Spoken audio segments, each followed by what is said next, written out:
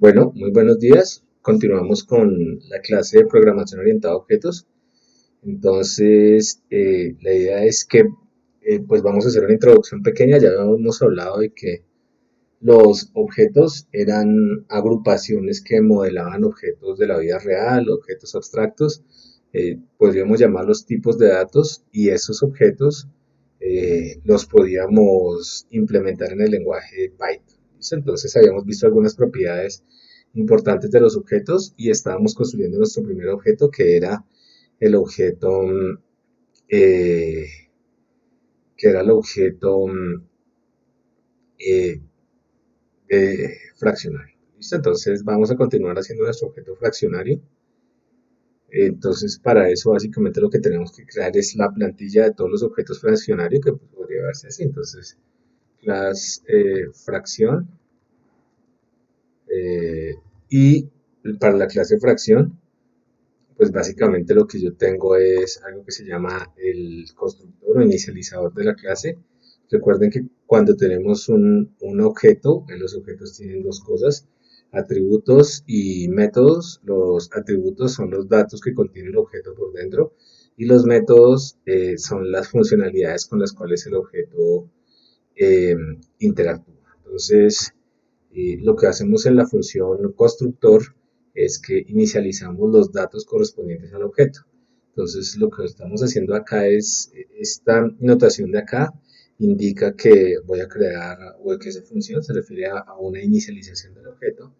Entonces, en este caso, por ejemplo, voy a crear el objeto, esto lo voy a poner por ahora, dejémoslo ahí, ahorita vamos a mirar a qué se refiere y tiene que ver con el nivel de acceso a las variables que hacen parte del objeto. ¿Listo? Entonces, acá para distinguir, vamos a hacer lo siguiente. Esto no lo habíamos visto en detalle, pero acá estamos definiendo una variable que la fracción tiene una variable interna llamada num, que va a corresponder al numerador, y que tiene una variable interna llamada dem, que va a corresponder al denominador. Entonces, podemos hacer, por ejemplo, dos métodos. De hecho, lo que podemos hacer acá es crear la clase, un ejemplo de la clase fracción. Entonces, cuando yo le paso estos paréntesis acá, yo le estoy diciendo que quiero crear una nueva fracción y él va a buscar esta función init y va a esperar estos dos parámetros. Entonces, por ejemplo, quiero una fracción que tenga el 3 y el 2 y esta fracción va a ser f. Yo podría correr esto de acá y él crea la fracción f. Si quisiera saber qué tiene dentro de f, pues puedo definir dos funcionalidades para interactuar con objetos de tipo fracción.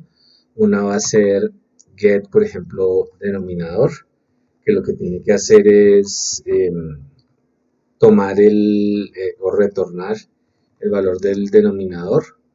Eh, dem, que ya lo habíamos visto que era denominador, así ya habíamos llamado la variable. Esta variable es una variable interna de del objeto fracción. También podríamos hacer una variable o hacer un get. Los métodos get retornan en este caso los valores que tienen adentro las variables. Entonces, por ejemplo, numerador. Entonces acá retornaríamos numerador. Entonces, esto ya lo habíamos hecho la clase pasada, simplemente estamos repasando. Y podríamos crear, por ejemplo, imprimir el valor de la fracción. f.get denominador. Por ejemplo, podríamos pedirle el valor del denominador y el valor del numerador. ¿Listo? Entonces, ¿cuál es la ventaja de esto? Si yo tengo que crear varias fracciones con valores diferentes,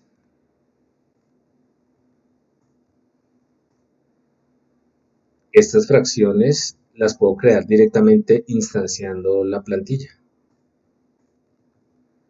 Entonces, nótese que al final una fracción adentro tiene un numerador y un denominador, pero que esto es, lo que quiero que vean es que esto es más que simplemente tener unas variables, un par de variables para denotar la fracción. Si lo ven, podemos crear tantos objetos como querramos, de hecho podemos hacer una lista de los objetos que querramos y no habría ningún problema y se construye en una sola línea de código. ¿Listo? De hecho, podemos hacer que esto tenga una lógica mucho más complicada. Por ejemplo, podríamos hacer print values y el print values sería otra funcionalidad adicional. Lo que haría sería básicamente pues imprimir los valores. Por ejemplo, yo puedo decirle imprima el numerador y aquí simplemente por notación le podría decir que imprima el denominador. ¿Listo? Entonces, eh, recuerden que aquí tendríamos que convertirlo a string para que nos quede una conversión válida. Y las fracciones, eh, podríamos interactuar con los objetos fracción simplemente diciéndole cosas como estas, que imprima los valores, imprima los valores. Entonces, si ya no quisiera esto, sino que quisiera, lo vimos la vez pasada, dividido, pues ella tiene la lógica implementada, ¿listo? Entonces, esa es una de las grandes ventajas de utilizar el modelado orientado a objetos, y es que una vez nosotros tenemos la definición de la plantilla, podemos construir tantos objetos como queramos, y esos objetos pueden tener las funcionalidades que nosotros necesitemos. Bueno, otra, otra función que le podríamos agregar son estos métodos set que le podrían ayudar a fijar el valor del denominador. En este caso, una vez nosotros tenemos el numerador y el denominador, ya no le podemos cambiar los valores, pero podríamos cambiárselos. Por ejemplo, fijemos el numerador. Entonces, la función que fija el numerador, pues naturalmente debe tener un parámetro que es el numerador que yo quiero fijar. Yo podría decirle, fije el numerador con este valor de numerador, ¿cierto? Análogamente podría ser un set para el denominador y aquí ya fijaría el denominador. ¿Listo?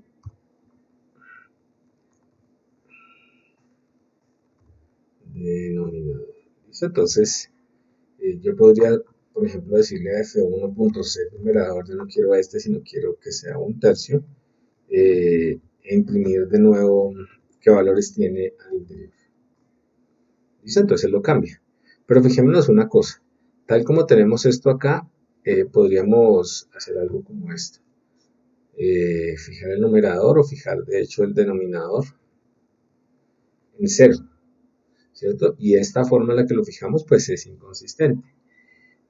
Pero fíjense en lo que yo puedo hacer. Si yo obligo al usuario a interactuar con las variables internas del objeto a partir de esta función set, yo puedo introducir la lógica que quiera acá. En particular puedo decir que si el denominador es diferente de cero, solo cuando el denominador sea diferente de cero, entonces lo fije. Si no, entonces yo podría simplemente decir denominador inválido y no cambiarlo. Entonces, ¿cuál es la ventaja de esto? Que en este caso yo interactúo con el objeto a través de esta función y esa función de alguna manera está ocultando la lógica y la construcción que tiene adentro la fracción. Entonces, por ejemplo, con este simple truco yo podría garantizar que nunca tuviese estados inconsistentes. Aunque aquí me dicen ustedes, me podrían decir ustedes, pero aquí lo tiene inconsistente, pero de la misma manera yo podría lanzar un warning con una condición que me verifique si eso no es consistente. Y entonces, así tenemos el denominador, es algo parecido a lo que tenemos acá. Y una cuestión importante es que es distinto interactuar con un objeto a través de funciones que interactuar directamente con sus variables. ¿Listo? Entonces, aquí creamos una clase y la instanciamos. Entonces, una cuestión interesante que se pueden hacer con con los denominadores en particular es que los podemos operar, ¿cierto?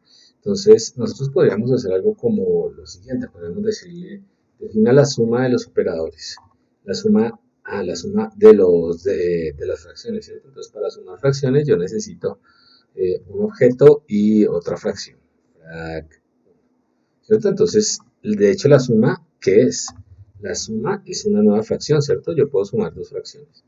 ¿Cómo puedo sumar dos fracciones? Pues yo lo que puedo hacer es eh, utilizar la formulita de la suma de las fracciones, ¿cierto? Entonces, yo como sumo fracciones, como sumo las fracciones A y B, A sobre B más C sobre D.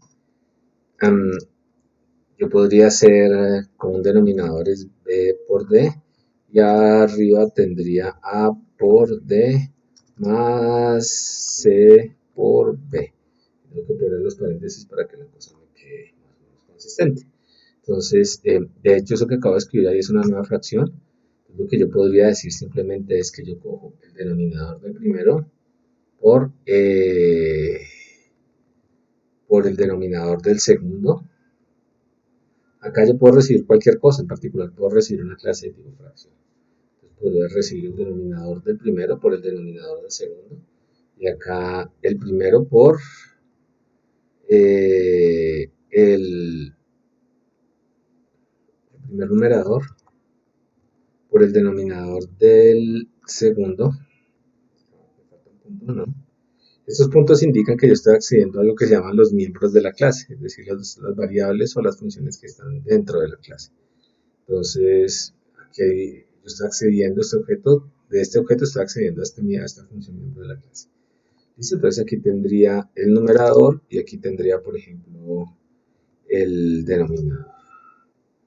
Entonces, numerador de uno, aquí tendría el numerador del otro por el denominador del otro. Sería self. ¿Listo? Entonces, ¿eso para qué me sirve? Me sirve, primero, recuerden que aquí con esto editamos estados inconsistentes, pero por ejemplo yo podría hacer cosas como estas, f1.sume con f2, y eso me puede dar un f_suma. Entonces podríamos imprimir el valor de f_suma de manera muy sencilla, porque ya tenemos un método print, ¿cierto? Print values. Entonces, eh, un tercio más dos tercios, pues sabemos que es 9 dividido entre 9. Pero, por ejemplo, F2, un tercio más un tercio, pues sería 6 dividido entre 9. En este caso no se ha simplificado, pero pues en realidad no importa mucho, porque simplemente con esto de acá yo estoy haciendo algo que abstractamente o conceptualmente es mucho más general, ¿no? Yo no necesito, o alguien que use esta clase de acá, en principio no necesita saber cómo se implementa la suma, él simplemente necesita saber que la suma está bien implementada y utilizarla. Y de la misma manera yo podría hacer, por ejemplo, la resta entre dos, la resta entre los dos, que simplemente sería acá restarla, y podría construir de hecho todas las operaciones de objetos, de ese objeto que es un objeto abstracto, que en principio se ve complejo, pero igual las puedo hacer, ¿cierto? Yo podría hacer el producto y la resta, podemos hablar ahora, por ejemplo, de esos dos, y restemos F2, restémosle F2 y aquí pongámosle F resta. Y nos vamos a dar cuenta que de esta manera eh, nosotros podemos tener cosas que, a ver, a 0 dividido entre 9, pues daría 0. ¿Listo? Entonces, de nuevo, por ejemplo, una cosa que uno podría hacer sería obtener la representación decimal. Hagámoslo para decimal y aquí le daríamos self y que tendríamos que retornar, por ejemplo, el valor de ese self es la referencia al mismo, ¿cierto? Sin este no podemos acceder a las variables internas, las variables, ahorita les voy a explicar estas dos rayitas a qué se refieren, pero esta sería la representación decimal, ¿cierto? Entonces, de hecho yo le puedo decir acá get decimal, listo, y le podría decir que imprima el valor de get decimal. ¿Listo? Imprime la representación decimal del número. Y aquí tendríamos el número y por ejemplo podríamos tener la resta y podríamos tener la representación decimal. Muy bien, entonces, ¿qué es lo que queremos observar acá? Existe una clase fracción que es la plantilla de las fracciones. Las fracciones se pueden sumar entre sí, pueden interactuar de hecho con otras fracciones generando nuevas fracciones, tal como lo hicimos acá. Y esto resulta básicamente del ejercicio de la manipulación de los objetos. De hecho, Python provee algo que se llama la sobrecarga de operadores que le permite a uno utilizar los símbolos de suma, resta, multiplicación y producto para realizar esas operaciones. Entonces, por ejemplo, lo que tenemos que hacer es reescribir o redefinir esta función de acá. Hagamos la multiplicación. Entonces, lo que yo puedo hacer les voy a mostrar las multiplicaciones, ejemplo, voy a definir esta función mul que tiene como parámetro la función y otra fracción y vamos a retornar el resultado de una fracción. Entonces, ¿cómo hago la multiplicación de dos fracciones? Pues básicamente lo que hago es multiplico los numeradores, el numerador de la primera, de nuevo aquí que tenemos el primer, el siguiente objeto, no lo dije, pero cuando uno llega acá, pues él va a llamar a suma, el self va a ser la referencia mismo, va a ser el mismo, y este valor de acá, este objeto de acá va a quedar acá, entonces por eso yo lo puedo manipular. Listo, entonces ya este objeto me queda acá, entonces yo le podría simplemente decir acá la fracción, coma, numerador y el denominador. Entonces, lo que les voy a mostrar es bonito porque yo podría hacer, por ejemplo, eh, f producto igual a f1 por f2. ¿Listo? Y puedo imprimir lo que es f producto. Entonces, lo que tiene f producto. fproducto.print values. Listo. Entonces tendría el producto. Nótese que este es diferente a este de acá porque aquí está definiendo una función. Aquí yo lo que estoy definiendo es o utilizando el operador. Él sabe en el momento que yo redefino esto que el operador ya cambió. Entonces yo de hecho podría decir acá que esta es la suma.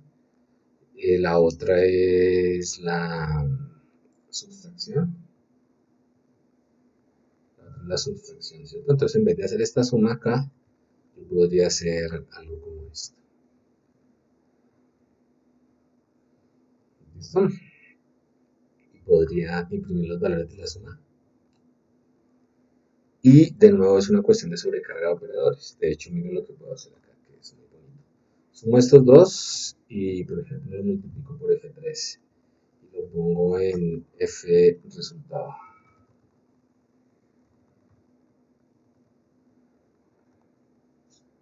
¿Lo ven? Entonces, yo en este caso estoy utilizando esos operadores para operar los objetos que yo creé. ¿Listo? Entonces, eso se llama sobrecarga de operadores. ¿Listo? Este es un ejercicio que quiero que hagamos juntos y es la idea de definir este objeto que es un objeto complejo. Eh, la idea es construir esta transformación que se llama una transformación de Moebius, que lo que hace es que cambia la configuración de un plano, cambia la geometría de un plano, pero para poder definir esta operación de acá, entonces, digamos, esto se lo voy a explicar en la clase, no nos preocupemos por ahora. Listo, de la misma manera en la que yo puedo sobrecargar estos operadores de suma y resta, también puedo sobrecargar estos operadores acá para poder hacer comparaciones. Entonces yo podría comparar dos objetos. ¿Se acuerdan cuando hablamos del orden lexicográfico? Eh, Uno podría crearse objetos que se puedan manipular a través del orden lexicográfico.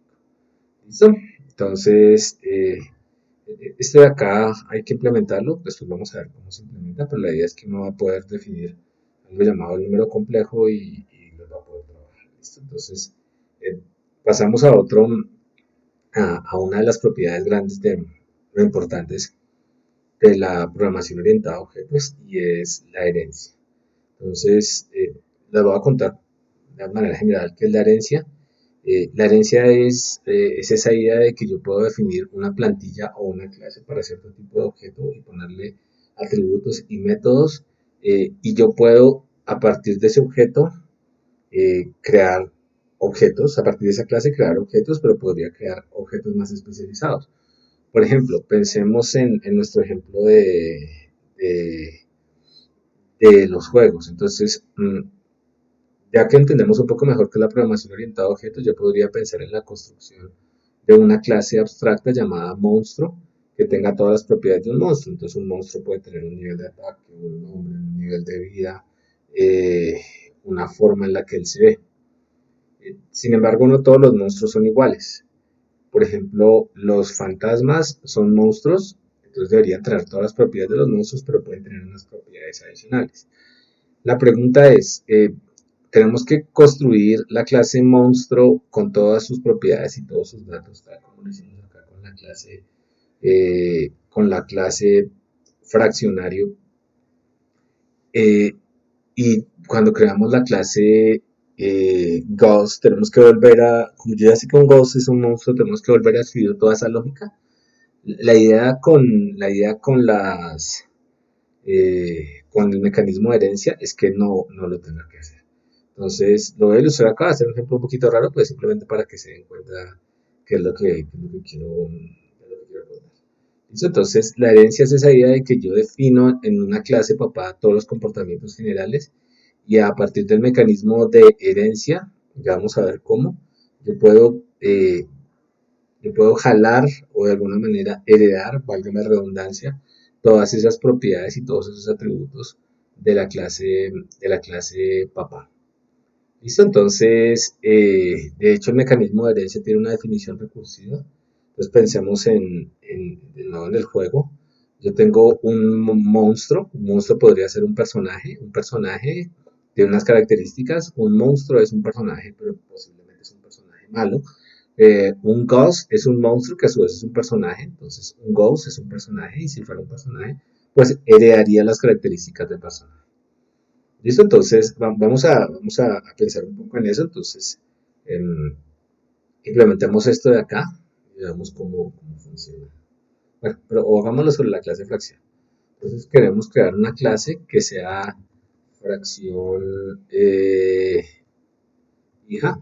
No va a tener mucho sentido desde el punto de vista de modelado, pero pues simplemente para que vean. Supongamos que tenemos una especialización, un tipo de fracción, que es una fracción, pero tiene más propiedades. Entonces, en vez de escribir, como es un tipo de fracción, en vez de escribir todo este pedazo de código, yo lo que puedo hacer es decir, mire, fracción hija es hija de la clase fracción. ¿Listo? Eh, y básicamente lo que voy a hacer es agregarle, por ejemplo, otro comportamiento. Le voy a decir, defina, defina operación. Otra, otro tipo de función. Listo, que va a recibir un self. Y ya, no va a hacer nada. Simplemente va a imprimir soy una hija. Soy una hija. Es simplemente para que vean cómo funciona el mecanismo. Entonces, yo, pues naturalmente puedo crear la clase fracción o podría crear la clase fracción hija. Veamos a ver si nos va a crear la clase fracción hija. Eh, Aquí hay un punto y es que cuando yo creo la clase fracción hija, él me dice ya necesito el numerador y el denominador. ¿Por qué? Cuando yo hice esto de acá, yo lo que estoy diciendo es que fracción hija es una nueva plantilla, pero una nueva plantilla que es toda ella una fracción. Entonces tiene todas estas funciones, todos estos atributos y todos estos métodos de acá. Entonces en particular tiene el método de inicialización. Entonces me dice, si usted es una fracción, debería inicializarla como una fracción. Ok, listo, ya lo tengo. Pero por ser una fracción hija, por ser una fracción hija, yo tengo todos los comportamientos. Bueno, eso es lo primero y lo más chévere tal vez, que yo le puedo decir a esto prime values. ¿Listo? Pero de hecho, como es una fracción hija, yo también tengo los nuevos comportamientos que acabo de definir en su plantilla. ¿Listo? Entonces, si quiero una hija de una hija sin necesidad de copiar todo el código, lo que yo puedo decir es que esta es una hija de la hija.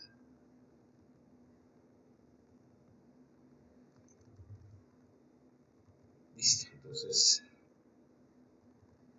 yo podría crear la fracción hija-hija, que es de la hija. De nuevo, eso es una hija. De nuevo, tengo que inicializarlo con estos valores. Pero lo interesante es, él hereda la operación hija de esta operación, porque aquí yo dije que esto heredaba de la fracción hija, entonces él tiene dentro una copia de esa, pero también tiene su propia versión operación hija. ¿Listo? Entonces, de esta manera yo puedo ahorrar mucho espacio y puedo controlar muchos errores porque básicamente me concentro en que la lógica, por ejemplo, del padre quedara bien hecha. Entonces, en este caso tenemos fracción hija es una fracción hija es hija de fracción hija, pero a su vez fracción hija es hija de fracción, entonces fracción hija es una fracción y tiene todas las propiedades de una fracción. Entonces yo podría hacer fracción hija más fracción hija, eh, y aquí podría poner FRs. Listo, y FRs sería FRs punto primvalues sería el resultado de, de sumar las dos fracciones, ¿cierto? Entonces, lo interesante de esto es que yo puedo reutilizar mucho código y de hecho, cuando nosotros programamos orientado a objetos, este mecanismo es supremamente importante porque lo que nosotros hacemos es consumir y construir sobre clases y objetos que otros han hecho. Entonces, por ejemplo, pensemos en cómo se construyen las ventanas de un sistema operativo. ¿Qué es una ventana? Una ventana es un lienzo donde se pintan objetos y que tiene cierta interacción con el usuario. De hecho, aquí todas estas son ventanas. Existe una clase ventana, class hierarchies, una jerarquía de clases para la clase ventana. No. Entonces, por ejemplo, esta es una jerarquía de clases que uno puede, que aparece en muchos lenguajes, sobre todo para las interfaces de usuario. Entonces, todos los objetos gráficos que aparecen, por ejemplo, acá en este espacio, son ventanas, pero es ventanas de distinto tipo, ¿cierto? Entonces, algunas pueden ser menús, otras pueden ser sugerencias, otras pueden ser marcos. Los marcos, por ejemplo, algunos podrían ser de diálogo y algunos podrían ser alertas. Las alertas son diálogos, los diálogos son marcos y los marcos son ventanas. Las alertas son ventanas por el hecho de que son hijas de los diálogos y se tiene todo este mecanismo de herencia, ¿cierto? Entonces, ¿por qué es importante esto? Porque cuando yo quiero pintar, por ejemplo, una de estas, todas estas ventanas, lo que yo puedo hacer es crear una lista de ventanas y simplemente decirles a todas ellas que se impriman.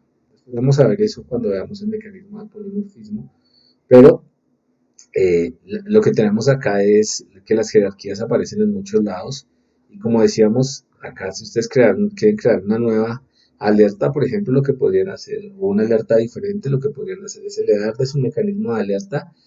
Todas estas clases adentro ya han definido cuál es la lógica para pintar las ventanas, en particular esta de acá. Entonces yo como programador no me tengo que preocupar por cómo se pinta necesariamente una ventana. Posiblemente me tengo que preocupar por implementar una lógica muy particular cuando yo quiero que la pinte, pero todos los detalles relacionados con el acceso al sistema operativo, acceso a recursos, todas esas cosas, no las tengo que considerar. Aquí hay otra jerarquía. De hecho, esta es una jerarquía un poco más grande. Generalmente las jerarquías cuando yo programo en algún lenguaje, arranca con el objeto es la clase. Hay una clase objeto que es la clase papá de todos los objetos que aparecen. Dice, todos los mecanismos de herencia nos permiten heredar comportamientos. Y de nuevo, ¿para qué sirve esto? Pues sirve para ahorrarnos la escritura de código. ¿Cómo heredamos? Simplemente utilizando en la definición de la clase estos paréntesis y de la clase que vamos a heredar. Listo, entonces, esto ilustra qué es lo que nosotros queremos hacer. Tenemos una clase que tiene un atributo y un método, heredamos de la clase que tiene un atributo y un método. Como yo heredé esta clase, yo ya tengo ese atributo y ese método y yo puedo asignarle o agregar otro método, por ejemplo, el método 5. Tengo la clase A, heredo, yo podría agregar en este caso un atributo y un método adicionales, pero a su vez heredo una clase C de la clase B heredó de la A, entonces la A tendría también a var 1 y a método 1, pero como heredó de la B, tendría var 2 y al método 2 y podría agregarle los var y los métodos que él necesite, y de aquí para abajo podría agregar tantos elementos en la jerarquía como quiere, o por este lado tantos elementos en la jerarquía. Entonces pensémoslo en términos de la jerarquía de clases para los videojuegos. Aquí tendríamos todos los personajes o inclusive todos los objetos que están dentro del videojuego. Los objetos pueden tener unas propiedades generales y unos comportamientos generales, pero yo podría distinguir entre objetos relacionados con los héroes, objetos relacionados con los monstruos, objetos relacionados con los escenarios donde yo estoy pintando. De hecho, los monstruos pueden ser de diferente tipo, los héroes también pueden ser de diferente tipo, y los objetos que estoy pintando también pueden ser de diferente tipo, dándonos jerarquías de clase muy extensas. Eso nos lleva a la noción de subtipo, y subtipo es algo que puede ser sustituido y comportarse como el tipo padre. Entonces, por ejemplo, en este caso hay un tipo que sería el tipo animal, y los mamíferos son animales, los primates son mamíferos, pero los mamíferos son animales, entonces los primates son animales, y aquí también hay otro tipo de mamíferos, y esos mamíferos podríamos tener instancias particulares. ¿Listo? Por ejemplo, el chimpancé y el elefante. Entonces aquí tenemos una jerarquía de clases que implícitamente define unos subtipos. Cuando yo defino un mamífero, el mamífero se comporta como un animal, pero es un mamífero. ¿Por qué se comporta como un animal? Porque da todas las propiedades de animal, y todo lo que yo puedo hacer con un animal, o todo lo que puede hacer un animal, lo puede hacer un mamífero. Más las cosas que haga propiamente el mamífero. Entonces, damos simplemente esto para hacernos una idea. Andy estaba muy interesado en animales, tenía muchos libros sobre ellos y fue a ver animales cuando tuvo la oportunidad. Andy estaba muy interesado en chimpancés. Él tenía muchos libros acerca de ellos y fue a ver los chimpancés cada vez que tenía chance. Todo encaja bien, ¿por qué? Porque los chimpancés son animales. Andy estaba muy interesado en chimpancés. Él fue a ver muchos libros, él tenía muchos libros acerca de los chimpancés y amaba a los chimpancés saltar de árbol a árbol. Andy estaba muy interesado en elefantes, él tenía muchos libros acerca de ellos y veía a los elefantes saltar de árbol a árbol. ¿Esto para qué es? Esto es simplemente para que nos demos cuenta que las jerarquías mantienen la consistencia de los subtipos. Entonces, aquí yo tenía algo que estaba relacionado con animales. Aquí tenía algo que cuando reemplacé chimpancés por animales sonaba consistente.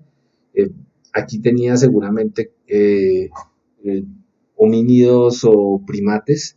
Los primates podría decir que saltan de árbol a árbol, entonces tendría una jerarquía donde en principio tendría algo así como los animales, ¿cierto? Podría describir todos los animales, y de eso podría tener, eh, por ejemplo, los primates,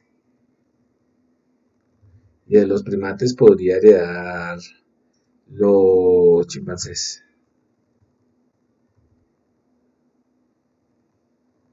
¿Listo? Entonces, por acá pueden estar los... mm, aquí están los primates, los planiters, los plantas. Va a poner alguna cosa.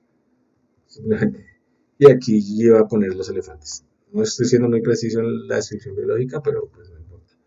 Supongamos que tenemos esta jerarquía de clases. Entonces, los primates serían de los animales, los chimpancés son primates, los plantas serían de los animales y los elefantes son primates. Cuando yo hago descripciones respecto a los animales, yo podría reemplazar los chimpancés y los elefantes sin ningún problema. Por ejemplo, yo reemplacé aquí los chimpancés, y si pongo elefantes suena consistente, pero si yo me salto a esta jerarquía de acá, los primates saltan de árbol a árbol, los chimpancés saltan de árbol a árbol.